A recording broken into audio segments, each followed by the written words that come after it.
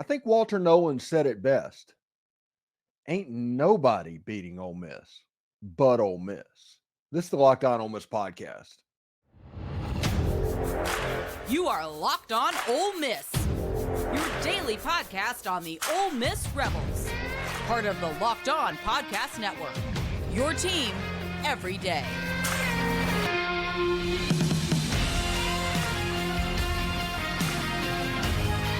Hi, I'm Stephen Willis, a former staff member at Ole Miss and a 10-year veteran of the media with Yahoo Sports. I also did a little time at WSMV in Nashville. Today on the show, we talk about Ole Miss getting serious in the trenches, bringing in 40% of the Joe Moore winning offensive line. Seriously, look it up.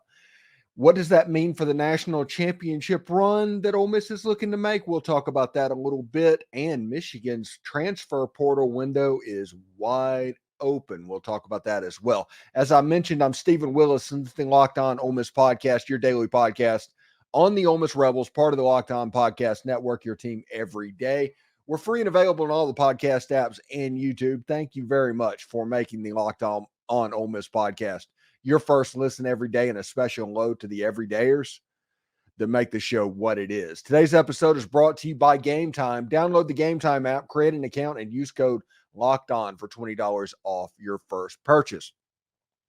Before we get started today, I do want to say all my thoughts and prayers are going out to the family of Ben Garrett and all that. He was involved in a car accident the other night in Oxford, Mississippi. He's doing all right. He's going to make a full recovery, I hear, but I can imagine that is scary. He's going through a lot of hard times, and our thoughts and prayers are with him and his family and his two little girls as well. So get well, Ben, if you can, please. All right. So Ole Miss got a commitment from Julius Buelow and Nate Kalepo, and that is awesome. The end. No, seriously. So we have a whole lot of different sources that talk about these two players committing to Ole Miss. You even have Lane Kiffin talking about it, as well as and what Ole Miss has added beef-wise on the offensive line. They talked about the Georgia game being important for Lane Kiffin and realizing exactly what needs to be happening on the defensive and offensive fronts. Ole Miss has gone out and gotten some beef, honestly, and you have all these things that talk about the commitment happening. We're waiting on the graphic to come from the kids. I'm very wary of doing this because I don't want to steal the thunder of the kids, but I have stuff that says maybe these guys are in Oxford as we speak, but this is an important deal. If you look at Ole Miss on the offensive line, last year, the offensive line was good enough to win 11 ball games, the most games in school history. You do not do that with a deficient offensive line. That doesn't happen. Now, it might not be the best offensive line. There might be things that need to be done to win a national title. But if you're looking to win 10, 11 ball games, the offensive line could absolutely do that. But Lane Kiffin looked at the offensive line this offseason the way he looked at the quarterback room last offseason, and decided he was going to just upgrade everywhere. It doesn't matter what's going on. It doesn't matter that Jeremy James is coming back. It doesn't matter that Micah Pettis is coming back. It doesn't matter that Caleb Warren is back, Eli Acker, those young players like Bryson Sanders and Preston Cushman that they really like. That doesn't matter. What they need it to do and what they want it to do was to upgrade every single position they could. It was just best available. That is the process of Lane Kiffin and all of these transfer portal opportunities, just best available. That is what he's doing. And if you look at what they have put together on the offensive line, they picked up Jerquan Scott from Southern Mississippi. This was back in early December. He has kind of become the forgotten member of this offensive line group. But what he has become and what Lane Kiffin has is a Swiss Army knife now.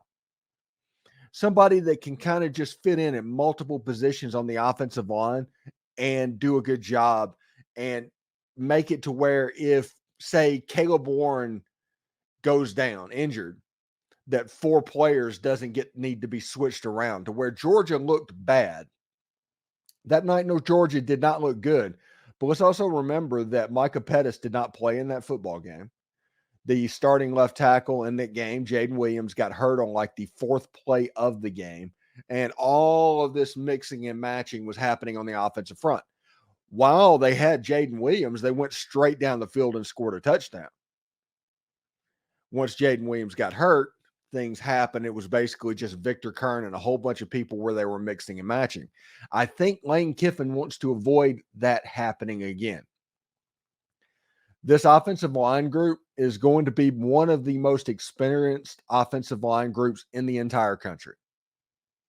It's not going to be particularly close with all the starts and all the games that they have brought into that room to go along with the Jeremy James, the Caleb Warrens, the Micah Pettises, the Jaden Williams, all of those guys that are already entrenched in-house. You bring in all this experience as well as him, and it just kind of lets you know that they do not want a situation to where the offensive line has to shuffle all around because a player gets injured. And Nate Kalepo and Julius Buelow committing, that helps that. That's 40% of the Joe Moore award-winning best offensive line in college football. 40% of them, they've come to Oxford. They join up with Diego Pounds. And just so everybody knows who Diego Pounds is, he's the guy that was defending Drake May's blindside at North Carolina this year. Good football players, upgrades all over the place. Lance Hurd's at Tennessee because of Diego Pounds and what he brings. And people need to remember that as well. You look at these trench players that Ole Miss has brought in, even on the defensive line with Walter Nolen and Princely Umanmielen. You look at that. You look at the pieces that were brought into the linebacker room, the safety room, the wide receiver room, all of these pieces that was basically putting together a jigsaw puzzle of how to take Ole Miss from great to elite. Because that's the jump that Ole Miss was making. This was an 11-win football team. Won their bowl game by dominating the number 1 defense in college football. They won 11 games. This is a good team, and everybody is back. If you look at those teams, every main piece on offense and defense is returning. When you have that, expectations are already going to be about that same level with Jackson Dart coming back and those players. And you just added this transfer. This is what makes this transfer portal haul so impressive and so honestly nationally elite and honestly timely elite. When you look at the history of the transfer portal, I don't know if anybody has done it better. You're going to have a situation to where the pieces are in place to take that 11-win team to the next level. Now, you still have to do it. I talk all the time on this show that the old coaches saying of your potential is going to get me fired. You still have to do it. You still have to put it together. You still have to play clean. You still have to put in all the work in January through to where you want to be. But if this team is hungry, which I think they are, if this team is willing to do what needs to be done, which I think they do, and I do think that there's a little bit of an addition by subtraction, but with what's going to happen in the running back room, I think Ole Miss football has a chance to do something that honestly is Pollyanna as I am, as drinking the Kool-Aid as I am. And everybody knows that you come to this program for a fan perspective. That's why you're here. Even I can't really understand the top part of the level of where this team could go. It's kind of like trying to visualize how far it is from here to Jupiter. It's outside the human mind. And Ole Miss, after what they've gone through for the last 40 years, and let's just be real about it, 40 years, in 2019, they hired the right guy. Perfect fit. Fit Ole Miss like an absolute glove. And Lane Kiffin has gone about building his team over and over and over again, just getting a little bit better every single year. And I think we're about to see the culmination of that. I think we are about to see exactly what needs to happen over the next 9 months. We're going to talk about it. We're going to be excited. We're going to have fun because having fun is a large part of what this program is about. But it's going to be talked about and everybody's going to roll their eyes and all of that stuff, but it's there. Anyway, thanks again for making the Locked On Ole Miss podcast your first listen of the day, and we're just getting started. We all knew this was coming, but it's finally here. The Michigan transfer portal window is open, and now it's pretty cool to have about 2 weeks to play with what could be jumping into the transfer portal. I'm interested to see about that. You shouldn't have to worry when you buy tickets to your next big event. Gametime has easy to find, and you can buy tickets for any type of event in your area, and you can see every seat in the arena. Gametime is the only ticketing app that gives you a complete peace of mind with your purchase. See the view from receipts from when you buy, so you know exactly what you're walking into when you get there. All in prices show your total up front, so you know what you're getting in a great deal before you check out. You can buy tickets in seconds with 2 taps, click, and Gametime has deals on tickets right up to the start of the event. And even after hours, an hour after it starts, it's the place to find last minute seats. Find exclusive flash deals and the sponsored tickets for football, basketball, baseball, concerts, comedy, theater, and more. Take the guesswork out of buying tickets with Gametime. Download the Gametime app, create an account, and use code Locked On for $20 off your first purchase. Terms apply. Again, create an account and redeem code LOCKEDON, all one word, for $20 off your first purchase. Download Gametime today. Last minute tickets, lowest price, guaranteed. Locked On has launched the first ever national sports 24/7 streaming channel on YouTube. Locked On Sports Today is here for you 24/7, covering the top sports stories of the day with the local experts of Locked On, plus our national shows that cover every league. Go to Locked On Sports Today on YouTube and subscribe to the first ever national sports 24/7 streaming channel. All right, so we've all been waiting on it. We all expected that with what the NCAA was doing with Jim Harbaugh was not coaching college football in 2024. That wasn't going to happen. He was on the Pete Carroll train to where he was trying to win and get the heck out of Dodge. Jim Harbaugh was suspended twice for completely separate things this year by the NCAA. He was a marked man. They were coming after Michigan. They were going to get Jim Harbaugh. Jim Harbaugh wanted to get out of there.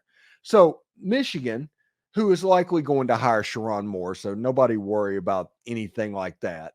The offensive coordinator that had some coaching experience during those suspensions. But when Jim Harbaugh left, a $20 transfer or $20, a 30-day transfer portal window opened up for Michigan players. And it is important to realize that Ole Miss is in a unique position to take advantage of what's going on. And I think all Ole Miss fans realize that. Now, Ole Miss has a lot of really good football players, and they've already taken somebody from Michigan in Amorian Walker. But when you look at Ole Miss's academic calendar, and I do think Jim Harbaugh has delayed this as long as he could, so most schools were shut down. But there's still a couple available that could take advantage of this transfer portal situation. As this is being recorded, it's January 25th. As you're watching this, it's January 26th, which means sometime next week, you can drop at will. This weekend is a completely open visit weekend, and you can take advantage of that. And Ole Miss has been taking advantage of these playoff level teams getting into having players go into the transfer portal. You look at Nate Kalepo, you look at Julius Buelow, and you can see exactly how Ole Miss is using that. Now, we have to see what goes on with Michigan. There's not many places that Ole Miss needs to add. One of the places that Ole Miss needs to add, potentially leading into whether the fall, whether it's in the late spring transfer portal window or right now, is at running back. And everybody knows that in the transfer portal, I national treasure the heck out of everything. Not sometimes it doesn't happen, sometimes nothing comes from it, just like national treasure. But sometimes you're pretty good at it, like with what we did with Princely Umanmielen, with what we did with Pupal. Every now and then it comes true, and you find something, that little nugget of truth that you can go and I don't know, make your bones with. But there's one player that Jackson Dart is following outside of Morian Walker from the University of Michigan, and it fits a major need on Ole Miss's program. That's Donovan Edwards. He was a backup running back with Michigan. He was the guy that had 2 40-yard runs against the Washington Huskies in the championship game. He is a good little running back. He's an explosive running back, has some top end speed, would be an interesting complement to who is already on campus. He follows Jackson Dart on Instagram. Jackson Dart follows him. The end is there. The line of communication is already there. I don't know if anything is going to come of it, but that is a name that we should probably pay attention to as this transfer portal kind of heats up and goes on. If you're looking for a Michigan player, that is probably the Michigan player to look at. Now, we're still waiting to hear at the time that I was recording the BJ Green situation, which that could be another thing that pops open in the late spring, and Ole Miss needs to find another edge just for a depth piece. But Donovan Edwards in that position, those are probably the two places that Ole Miss fans need to look going into spring practice and beyond. Now, after spring practice, some more players are going to get in. Your depth and the way your roster is constructed is going to change a little bit. It's going to be on Ole Miss to maximize what is going on. And if they can do that, if they can handle that, they'll be all right. I think it's absolutely hilarious that 3 out of the 4 teams that played in the playoff this year had to go through this transfer portal window thing because their coach left. This is all because kind of the Nick Saban thing, because Saban started with him retiring. Kalen DeBoer went to Alabama. That opened the Washington window. Michigan, Jim Harbaugh is just trying to beat the posse out of town, which he will, him going to the Los Angeles Chargers.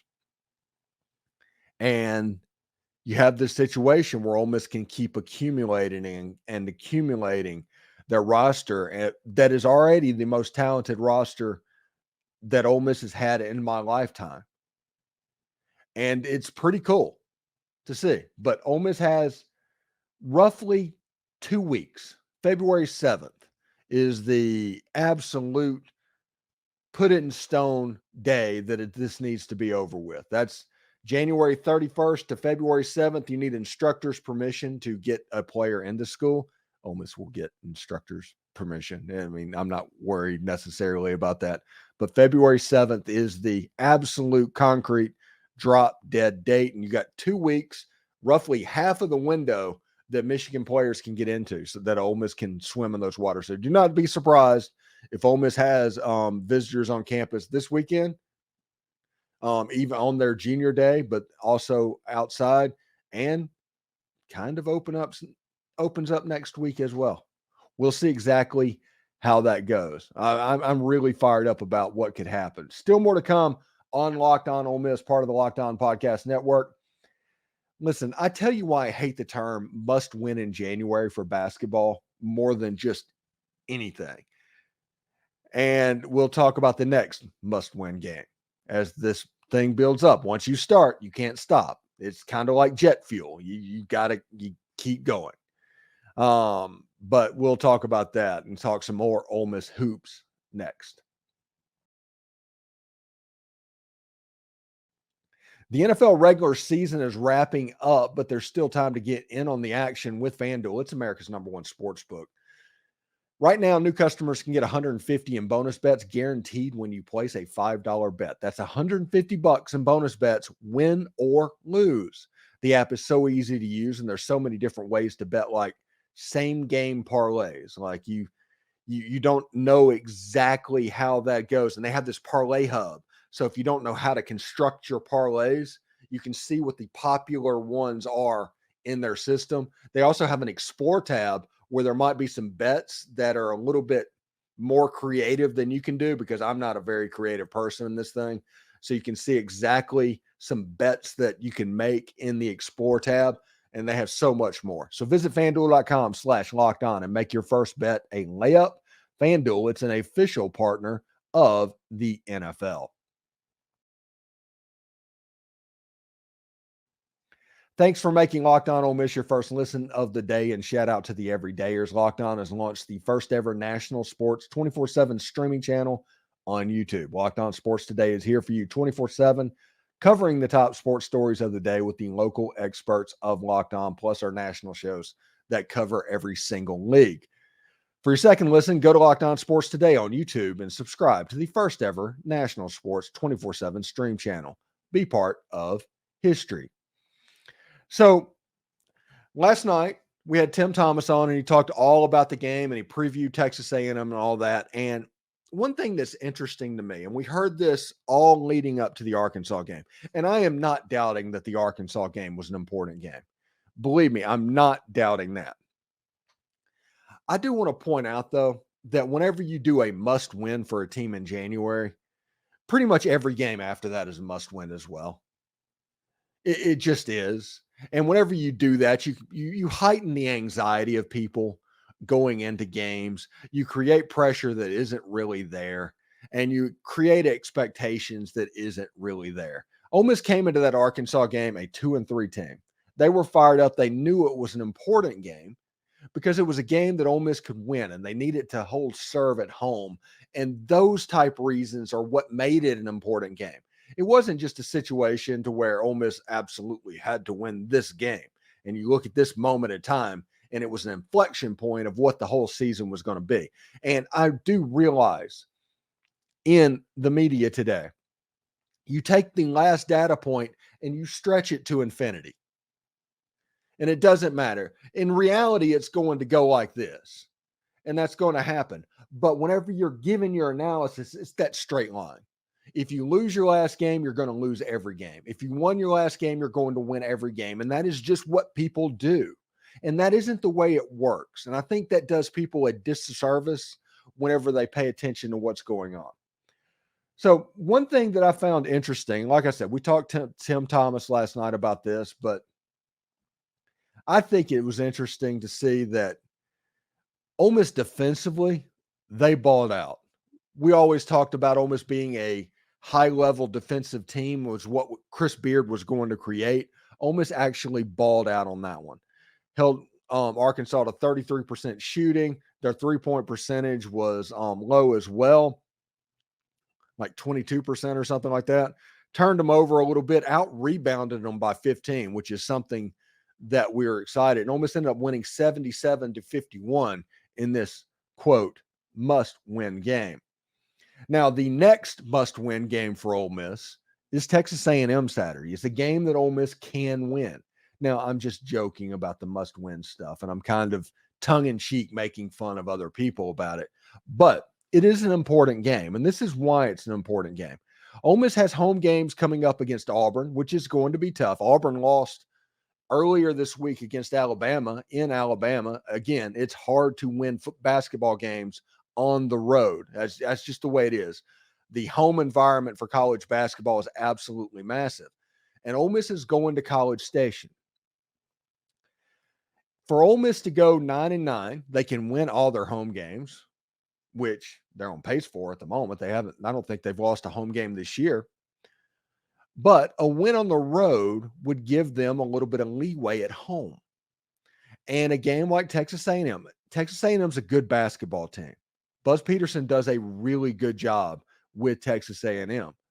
So it's going to be a hard place to go, hard place to play. They really D you up as well. But it's a game that Ole Miss can get, not will, not should. Now, like I said, there's a difference between can, will, and should. And Ole Miss can win that game. They absolutely can. Now, whenever Ole Miss goes up to Rupp Arena, I have my doubts about that one. And in the same way I had my doubts about going to Auburn, and honestly, the same way I had my doubts going up to Knoxville. But going to College Station is a little bit of a different animal. I put it in the same thing as like going to Mississippi State, going to Missouri, going to Columbia. It's not games that are guaranteed wins or easy wins or anything like that, but it's games you can win and games that can make your home games give you a little bit of margin for error in that quest for 9-9. Because I do think 9-9 in the SEC, it should be the goal for year one in Chris Beard's system. And the way Ole Miss plays at home, I don't doubt that it could happen. But Ole Miss does have home games against Alabama and against Auburn, which are going to be tough games. So Ole Miss is probably going to have to win a game or two on the road this season, as well as holding serve as best they can at home. Going to be really interesting. That Texas A&M game, if Ole Miss can get that and come into next week before the Auburn game at 4-3 would be the record or something like that. Then you have Auburn, gives you a little bit of margin for error. Then you have Mississippi State. There's a chance to have a winning record at the midway point of the Southeastern Conference season.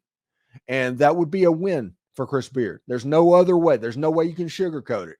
I always hear people talk about it. It's like, that's a bad loss or this is a bad thing. There's no way to spin it. Well, this is the same thing. There's no way to spin that as not being a good thing. This basketball team is fun. This basketball team at home plays really well. The crowd is showing up and is boisterous and loud and all of the stuff that you want. What you have are the first bricks being laid down on a foundation that's going to build Ole Miss into a basketball power. I don't doubt it at all. I think Chris Beard is going to be here for a long time because I think Chris Beard, as ambitious as he is, realized what Ole Miss did for him that nobody else was willing to do for him. Those arrows that Ole Miss took for a couple of weeks, they did that for him, and they didn't have to. And Chris Beard, I think, is going to reciprocate that at least for a year or two moving up. I genuinely believe that. And in that time, Chris Beard's going to build this basketball program into a little bit of a monster that is going to need to be dealt with. I mean, just what he's done with the confidence and the shooting of Matthew Morrell from Kermit Davis's last year to this year is absolutely amazing. And I'm going to be honest something before we get out of here. I did not bring this up with Tim Thomas. I like Austin Nunez. I think Austin Nunez has a chance to be a true distributing point guard. He probably has some shooting that he needs to get done, but he has a chance. He learned a little bit. He had 1 year with Bobby Hurley, and those point guard traits were kind of drilled into him, and you can see him on the floor. He distributes the ball at a very high level, and I understand there's a lot of players that Ole Miss is kind of rotating at the moment at the guard positions. I'd like to see Austin Nunez get a couple more minutes a game, honestly. I genuinely like watching him play. I don't know what it is, but I like Nunez as a player. Even though he's not a scorer, he's that old style Michael White style point guard that Ole Miss just rarely has. TJ Abernathy, or Todd Abernathy, I'm sorry, point guard at Ole Miss. That type of player, I can see that developing with Austin Nunez, if that makes sense at all.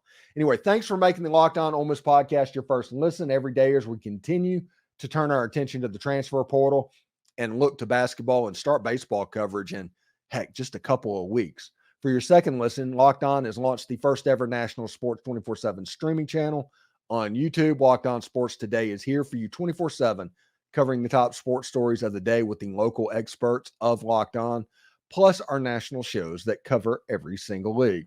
For your second listen, go to Locked On Sports Today on YouTube and subscribe to the first ever national sports 24/7 stream channel. For those of you on YouTube, we'll send you there right now. Hotty toddy.